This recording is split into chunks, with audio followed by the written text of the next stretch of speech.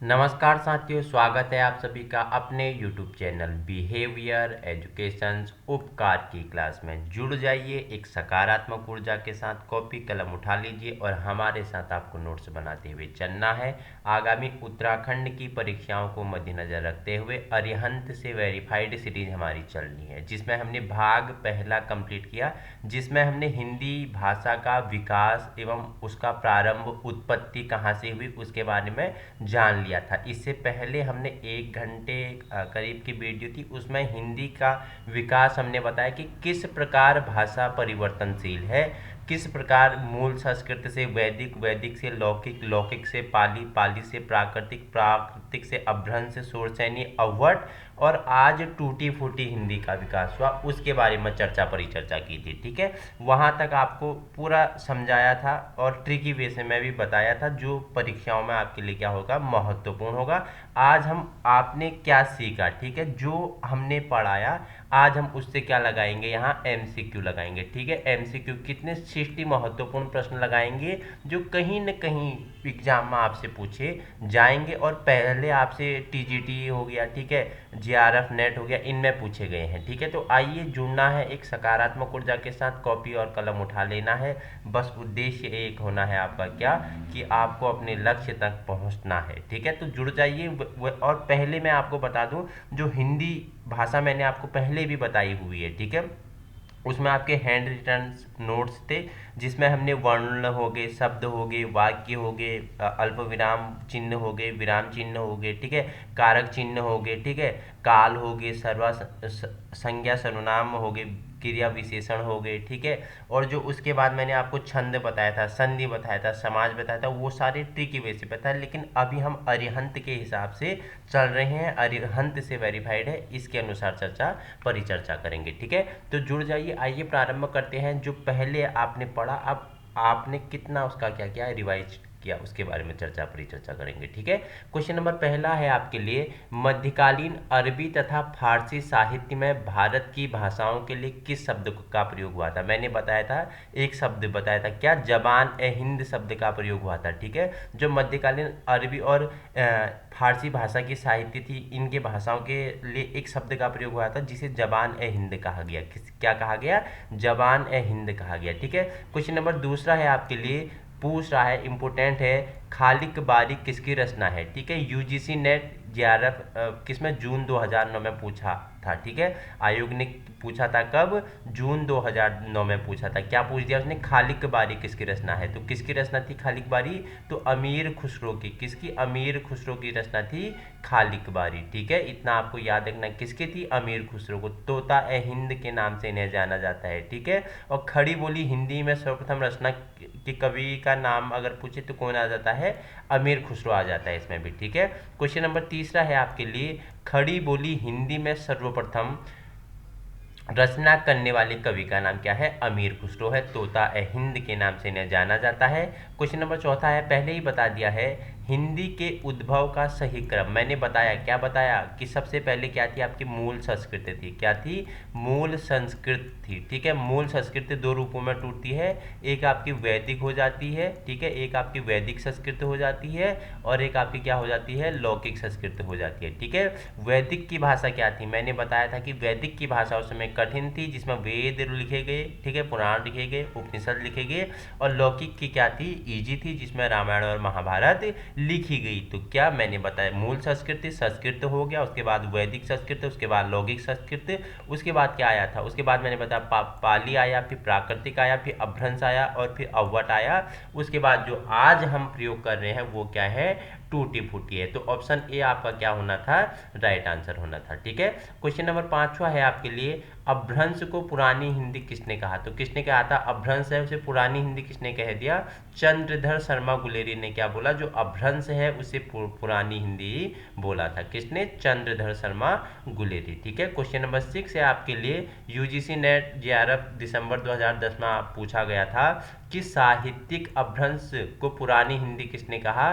तो आचार्य रामचंद्र शुक्ल ने कहा। किसने कहा, आचार्य रामचंद्र शुक्ल ने कहा। क्वेश्चन अलग अलग है, एक तो पूछेगा अभ्रंश को पुरानी हिंदी किसने कहा, तो चंद्रधर गुलेरी शर्मा हो जाएंगे। ठीक है, अगर पूछेगा साहित्यिक अपभ्रंश की पुरानी हिंदी किसने कहा, ठीक है। साहित्यिक जो अपभ्रंश है उसे पुरानी हिंदी किसने कहा था, रामचंद्र शुक्ल ने कहा था, ठीक है। क्वेश्चन नंबर 7वां है आपके लिए, अपभ्रंश की उत्तरकालीन अवस्था का नाम क्या था, तो मैंने बता दिया था क्या था उसका। अपभ्रंश के बाद क्या आया था, मैंने बताया था अव्वट आई थी, क्या थी, अव्वट आई थी। तो वही पूछा है, अपभ्रंश की उत्तरकालीन अवस्था क्या है, अव्वट आपका क्या होना था, राइट आंसर होना था, ठीक है। क्वेश्चन नंबर 8 है आपके लिए, शूरसेनी अपभ्रंश से किस उपभाषा का विकास हुआ, तो शूरसेनी अपभ्रंश से किस उपभाषा, तो राजस्थानी उपभाषा का क्या हुआ था, विकास हुआ था, ठीक है। अपभ्रंश की पुरानी हिंदी के मध्य का समय काल को क्या कहा जाता था, मैंने बताया था क्या कहा गया, उस काल को संक्रांति काल कहा गया था, क्या कहा गया था, संक्रांति काल कहा गया था, ठीक है, याद रखना, ठीक है। तो क्वेश्चन नंबर 10 है आपके लिए, चंद्रधर शर्मा गुलेरी ने किसको पुरानी हिंदी का प्रथम कवि माना था, किसको, तो राजा मुंज को माना था, राजा मुंज को मारा है। टीजीटी परीक्षा 2003 में आपसे पूछा था कि चंद्रधर शर्मा गुलेरी ने किसको पुरानी हिंदी का प्रथम कवि माना था, तो राजा मुंज को माना था, ठीक है। अपभ्रंश को प्राकृतिक भाष हिंदी किसने कहा, तो किसने कहा, रामचंद्र शुक्ल ने क्या कहा, जो अपभ्रंश है वो क्या है, प्राकृतिक भाष हिंदी है, किसके द्वारा कहा गया, तो रामचंद्र शुक्ल जी द्वारा कहा गया, ठीक है। पंजाबी का विकास अपभ्रंश के किस रूप में हुआ था, तो पेचासी के रूप में, क्या, पंजाबी का विकास अपभ्रंश किसके रूप में, पेचासी के रूप में हुआ था, ठीक है।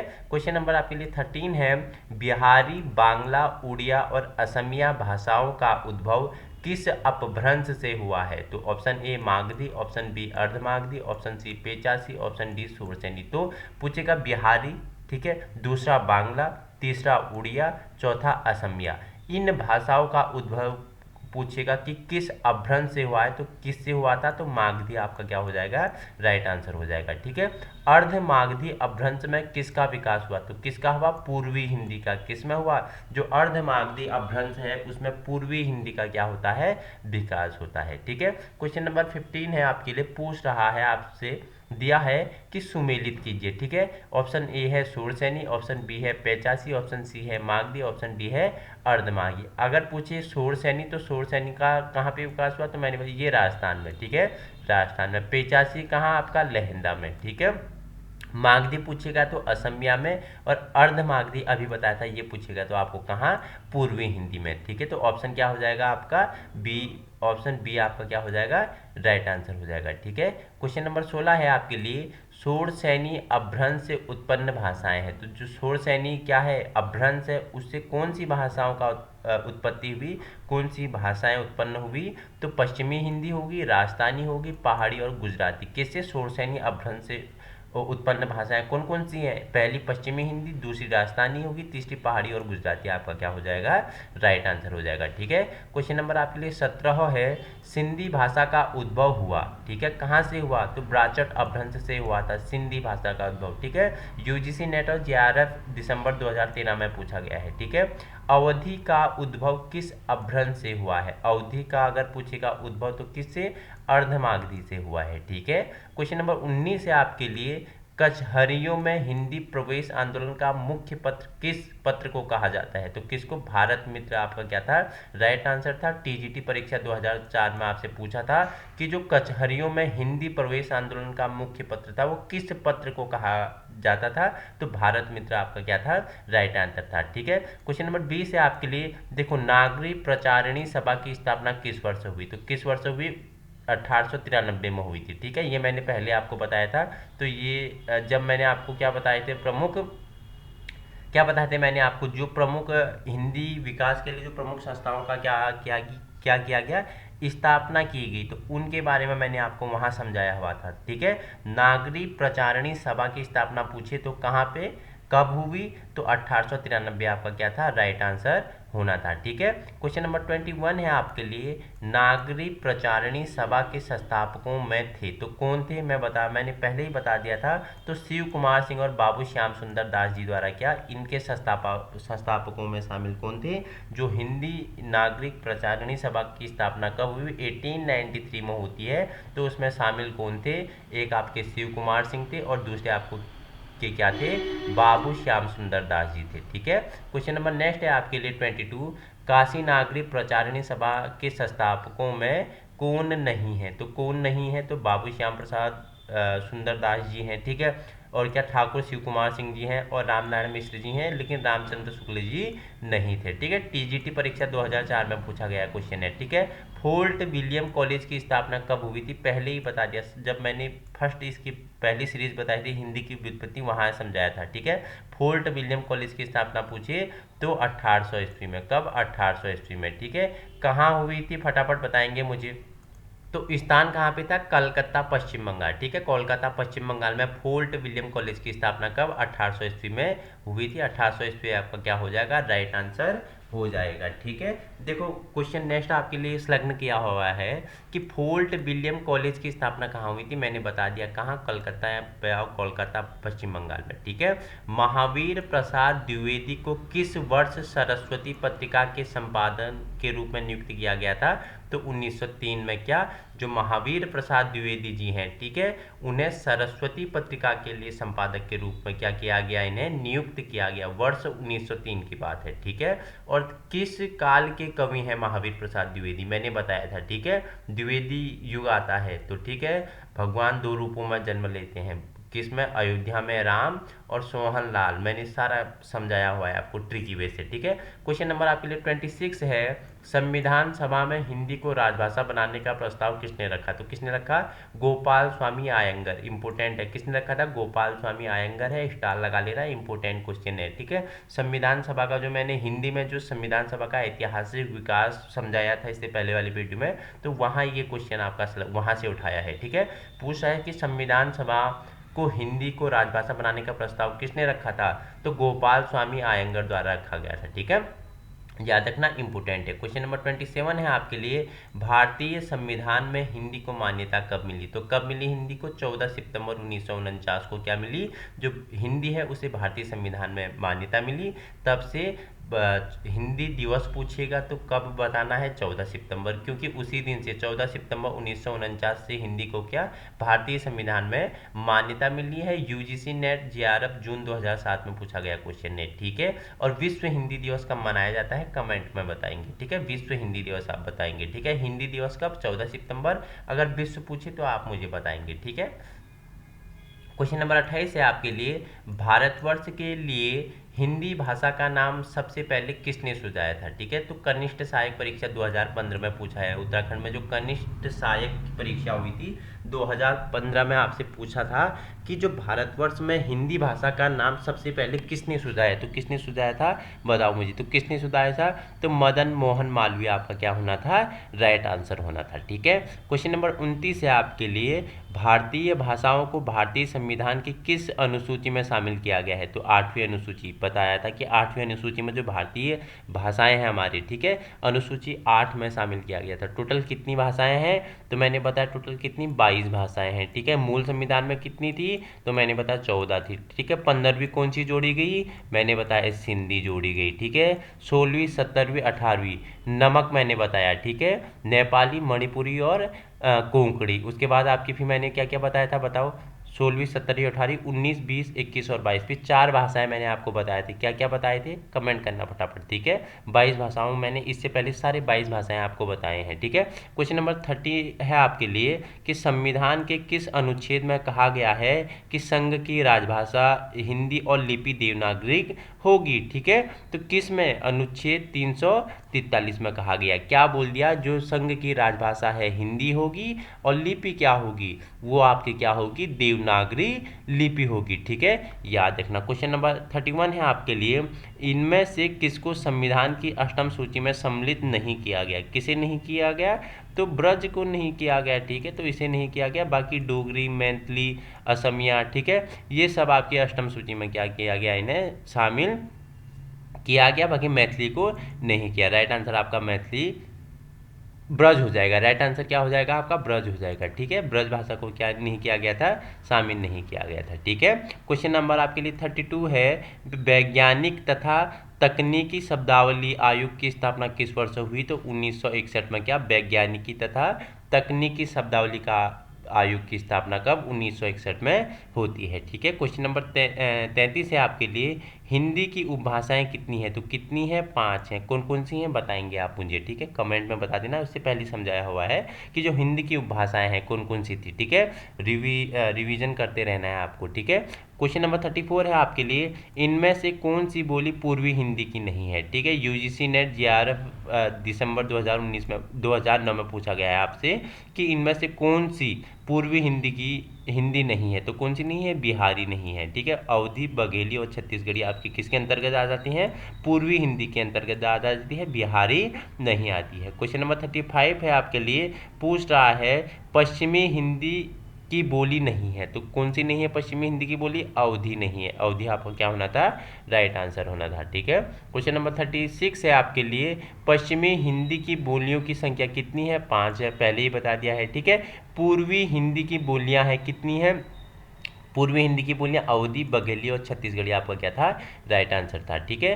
क्वेश्चन नंबर 38 है आपके लिए, भोजपुरी, मगही और मैथिली बोलियां किससे संबंधित है, तो किससे संबंधित थी, पहले बताया था कि जो भोजपुरी है, मगही है, मैथिली है, ये किसकी, ये बिहारी हिंदी की क्या है, बिहारी हिंदी की बोलियों से संबंधित है, भोजपुरी, मगही और मैथिली, ठीक है। गुड़गांव, दिल्ली, करनाल के पश्चिमी क्षेत्र में बोली जाने वाली, क्या बोल रहा है, अहीर वाटी का संबंध किससे है, तो जो गुड़गांव, दिल्ली और करनाल के पश्चिमी क्षेत्रों में बोली जाने वाली क्या है, अहीर वाटी का संबंध किससे है, तो उत्तरी राजस्थानी से है। ऑप्शन क्या हो जाएगा, सी आपका राइट आंसर होना है, उत्तरी राजस्थान, ठीक है। क्वेश्चन नंबर आपके लिए 40 है कि मैथिली में साहित्यिक सृजन करने वाला रचनाकार कौन है, तो कौन है, विद्यापति। मैथिली में साहित्य सृजन करने वाला रचनाकार कौन थे आपके, विद्यापति आपका क्या था, राइट आंसर होना था, ठीक है। क्वेश्चन नंबर 41 है आपके लिए, पूर्वी राजस्थानी एक अन्य नाम है किसकी, ढूंढानी की का यह क्या है, अन्य नाम है, ठीक है। क्वेश्चन नंबर 42 है आपके लिए, निम्नलिखित में से किस बोली में कृष्ण काव्य और रीतिकालीन साहित्य का सृजन हुआ, तो किस में हुआ, ब्रजभाषा आपका क्या होना था, राइट आंसर होना था, ठीक है। क्वेश्चन नंबर 43 है, गोस्वामी तुलसीदास की रचना कवितावली किस भाषा की रचना है, इंपॉर्टेंट है, यूजीसी नेट 2012 में पूछ लिया आपसे कि जो क्या है, गोस्वामी कौन है, तुलसीदास है, ठीक है। इनकी रचना है कवितावली, तो वो किस भाषा में, तो ब्रज भाषा क्या था आपका, राइट आंसर है। जो कवितावली है उसे किस भाषा में उसकी रचना की गई है, ब्रज भाषा में कवितावली की रचना हुई है, ठीक है। शकुंतला नाटक का खड़ी बोली में अनुवाद किसने किया, ठीक है। टीजीटी परीक्षा 2004 में पूछा है, मैंने बताया जो शकुंतला नाटक है उसकी खड़ी बोली में किसने अनुवाद किया था, तो राजा लक्ष्मण सिंह आपका क्या होना था, राइट आंसर होना था, ठीक है। क्वेश्चन 45 है आपके लिए, खड़ी बोली कहाँ की बोली है, तो कहाँ, मेरठ की बोली है खड़ी बोली, ठीक है। यूजीसी नेट जेआरएफ दिसंबर 2006 में आपसे पूछा था, ठीक है। खड़ी बोली के लिए सुनीत कुमार चटर्जी ने किस शब्द का प्रयोग किया था, तो जनपदीय हिंदुस्तानी शब्द का प्रयोग किसके द्वारा, खड़ी बोली में सुनीत कुमार चटर्जी द्वारा किया गया था, ठीक है। क्वेश्चन नंबर 47 है आपके लिए, किस क्षेत्र की बोली को काशिकी कहा जाता है, काशिकी किस क्षेत्र की बोली को कहा जाता है, तो बनारस की जो बोली है उसे क्या कहा जाता है, काशिकी कहा जाता है, ठीक है। याद रखना। क्वेश्चन नंबर 48 है आपके लिए, पश्चिमी हिंदी किस अभ्रंश से विकसित हुई, तो किस अभ्रंश से विकसित हुई, तो किस अभ्रंश से विकसित हुए, तो शोरसैनी आपका क्या है, राइट आंसर होने वाला है, ठीक है। आइए क्वेश्चन नंबर नेक्स्ट है आपके लिए, पूछ रहा है क्वेश्चन नंबर 49 आपके लिए, निम्नलिखित में से कौन सी द्रविड़ परिवार की भाषा है, तो कन्नड़ आपकी क्या है, द्रविड़ परिवार की भाषा है, ठीक है। पश्चिमी हिंदी की सर्वाधिक प्रमुख बोली कौन सी है, तो ब्रजभाषा आपका क्या था, राइट आंसर था। ब्रजभाषा की अभ्रंश से विकसित हुई, तो क्या विकसित हुई, ब्रजभाषा के अभ्रंश से, तो शोरसैनी का क्या होता है, विकास होता है, ठीक है। खड़ी बोली का प्रयोग सबसे पहले किस पुस्तक में हुआ, तो किस पुस्तक में हुआ, प्रेम सागर में हुआ, ठीक है। प्रेम सागर पुस्तक के रचनाकार कौन है, बताएंगे मुझे, ठीक है। खड़ी बोली का दूसरा नाम क्या था, तो कौरवी इसका क्या था, राइट आंसर था। केंद्रीय विद्यालय संगठन अध्यापक भर्ती परीक्षा 2003 में आपसे पूछा गया था, ठीक है। रामचरितमानस किस भाषा में है, तो अवधी आपका क्या था, राइट आंसर था। केंद्रीय विद्यालय संगठन अध्यापक भर्ती परीक्षा 2003 में पूछा था कि रामचरितमानस किस भाषा में लिखी गई है, ठीक है। हिंदी भाषा की बोलियों के वर्गीकरण के आधार पर छत्तीसगढ़ी बोली जाती है, तो कहाँ, पूर्वी हिंदी में छत्तीसगढ़ी बोली जाती है, ठीक है। मैथिली का विकास किस अभ्रंश से माना जाता है? तो किस मागधी अभ्रंश से मांगा जाता है? यूजीसी नेट 11 दिसंबर 2000 में पूछा गया था। ठीक है, तुलसीकृत विनय पत्रिका, विनय पत्रिका किसकी है? तुलसी द्वारा रची है। ठीक है, तो कृत किस भाषा में है? ब्रज भाषा में। इंपोर्टेंट है, तुलसीकृत विनय पत्रिका। देखो तुलसीकृत विनय पत्रिका किस भाषा में है? एक क्वेश्चन तो ब्रज भाषा लगाएंगे। ठीक है, विनय पत्रिका के किसके द्वारा कृत है? तो किसके द्वारा? तुलसीकृत है। ठीक है, 2 क्वेश्चन आपके बन गए। ठीक है, क्वेश्चन नंबर 58 है आपके लिए, निम्नलिखित बोलियों में से कौन सी बोली उत्तर प्रदेश में नहीं बोली जाती है? तो कौन सी? मैथिली आपकी राइट आंसर होने वाला था। ठीक है, देवनागरी लिपि की उत्पत्ति किससे हुई? तो ब्राह्मी से हुई। ठीक है, अधिकतर भारतीय भाषाओं का विकास किस लिपि में हुआ? तो ब्राह्मी लिपि आपका क्या था? राइट आंसर था। हिंदी भाषा किस लिपि में लिखी गई है? तो देवनागरी का आपको पता है, जैसे पंजाबी की गुरुमुखी, हिंदी आपकी क्या हो जाएगी? देवनागरी हो जाएगी। ठीक है, मॉरिशियस का प्रेमचंद्र किसे कहा जाता है? तो मॉरिशियस का प्रेमचंद्र किसे कहा जाता है? तो अभिमन्यु अनंत को कहा जाता है मॉरिशस का प्रेमचंद्र। राइट आंसर हो जाएगा ऑप्शन सी, अभिमन्यु अनंत आपका क्या हो जाएगा? राइट आंसर हो जाएगा। ठीक है, 10वां विश्व हिंदी सम्मेलन वर्ष 2015 में कहाँ मनाया गया? तो कहाँ? भारत भोपाल में मनाया गया था। कब?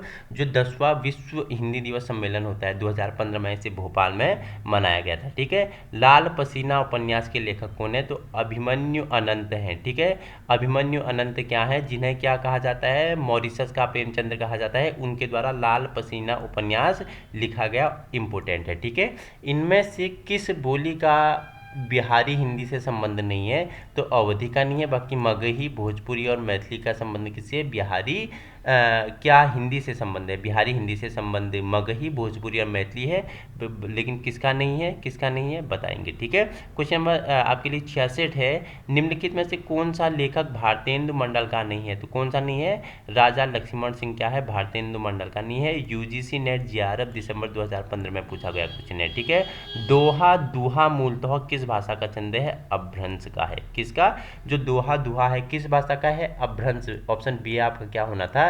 राइट आंसर होना था। यूजीसी नेट 11 दिसंबर 2015 में पूछा गया है। तो ये 67 क्वेश्चन आपके लिए इंपोर्टेंट थे भाग पहले से। ठीक है, भाग पहले से कितने? 67 क्वेश्चन आपके लिए बने, जो आपके लिए क्या है? महत्वपूर्ण है।